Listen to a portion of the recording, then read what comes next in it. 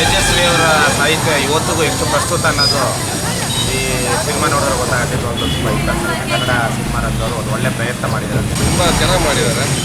ಕನ್ನಡ ಜನತೆ ಪ್ರತಿಯೊಬ್ಬರು ನೋಡಲೇಬೇಕಂತ ಸಿನಿಮಾ ಅಂತ ಹೇಳ್ಬೋದು. ಪುಸ್ತಕ ನಾನು ಓದಿದ್ದೀನಿ, ಆ ಪುಸ್ತಕದ ಥರನೇ ಇಲ್ಲಿ ಚಲನಚಿತ್ರದಲ್ಲಿ ತರೋದು ತುಂಬ ಕಷ್ಟ. ಆದರೆ ಸುಮನ ಕಿತ್ತೂರವರು ಅದನ್ನು ಇದ್ದ ಹಾಗೆ ತಂದು ಗ್ರಾಮೀಣ ಸೊಗಡನ್ನು ಎಲ್ಲರಿಗೂ ಅಚ್ಚುಕಟ್ಟಾಗಿ ತೋರಿಸ್ಕೊಟ್ಟಿದ್ದಾರೆ.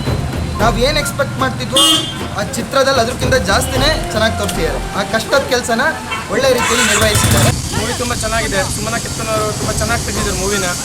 ತುಂಬ ಸೂಪರ್ ಆಗಿದೆ. ಫ್ಯಾಮಿಲಿ ಎಂಟರ್ಟೈನ್ಮೆಂಟ್ ನೋಡ್ಬೋದು. ಹೆಣ್ಮಕ್ಳು ಮನಸ್ಸು ಮಾಡಿದ್ರೆ ಯಾವ ರೀತಿ ಸಮಾಜನ ಸರಿ ಮಾಡ್ಬೋದು ಅನ್ನೋದನ್ನ ಈ ಮೂವಿ ತೇಜಸ್ವಿ ಅವರ ಒಂದು ಕಾದಂಬರಿನ ಮೂವಿಯಾಗಿ ಮಾಡಿರೋದಕ್ಕೆ ತುಂಬ ಖುಷಿ ಆಗ್ತಿದೆ. ಈ ರೀತಿ ಹಲವಾರು ಒಳ್ಳೆ ಕಾದಂಬರಿಗಳು ಚಿತ್ರ ಆಗಬೇಕು ಅನ್ನೋದು ನಮ್ಮ ಆಶಯ.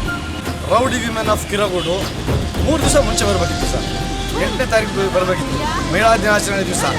ಡಿ ಸುಮನ್ ಕಿತ್ತೂರ್ ಅವರು ನಿಜವಾಗ್ಲೂ ಬೆಸ್ಟ್ ಲೇಡಿ ಡೈರೆಕ್ಟರ್ ಅಂತ ಹೇಳಕ್ಕೆ ಇಷ್ಟಪಡ್ತೀನಿ. ನಿಜವಾಗ್ಲೂ ಪೂರ್ಣಚಂದ್ರ ತೇಜಸ್ವಿ ಅವ್ರ ಕಾದಂಬರಿ ಓದ್ತಾ ಇದ್ದರೆ ಎಲ್ಲ ದೃಶ್ಯಗಳು, ಎಲ್ಲ ಸಂಭಾಷಣೆಗಳು ಕಣ್ಣೆದುರಿಗೆ ಬಂದು ಅದೇ ಒಂದು ಪಿಕ್ಚರ್ ನೋಡ್ದಂಗಿರುತ್ತೆ.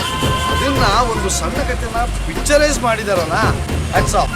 ಅದಕ್ಕೆ ಮುಖ್ಯ, ಅದಕ್ಕೊಂದು ಸಪೋರ್ಟಿವ್ ಆಗಿ ಹೇಳ್ಬೇಕಂದ್ರೆ ನಮ್ಮ ಅಗ್ನಿಶ್ರೀಧರ್ ಅವರ ಒಂದು ಸಂಭಾಷಣೆ ಸೂಪರ್.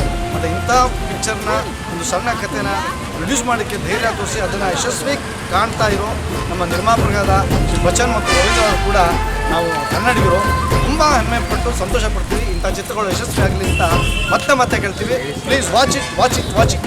ಕಿರಗೂರಿನ ಗಯ್ಯಾಳಿಗಳು. Hats off. ಸೂಪರ್.